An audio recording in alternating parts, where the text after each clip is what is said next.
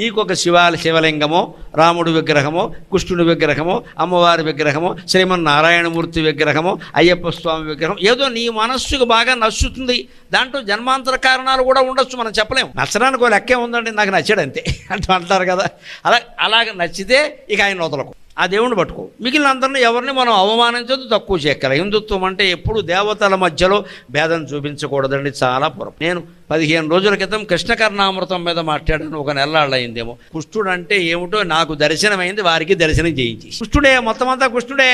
ఇప్పుడు ఈవేళ శివుడు గురించి మాట్లాడుతున్నాం, రేపు దేవీ నవరాత్రులు వస్తే అమ్మవారి గురించి మాట్లాడతాం, వినాయక నవరాత్రుల్లో వినాయకుడి గురించి మాట్లాడతాం. ఏం మాట్లాడినా అంతిమంగా ఒక్కటే, ఆత్మ గురించి మాట్లాడుతున్నాం. అది గమనించండి, ఆత్మ గురించి మాట్లాడుతున్నాం. ఆత్మే దైవం, ఆ ఆత్మే నీవు, ఆత్మే నేను, మనం ఎవరం శరీరం. అది తెలుసుకోవడమే హిందుత్వం, అది తెలుసుకోవడమే అద్వైతం, అది తెలుసుకోవడమే జ్ఞానం.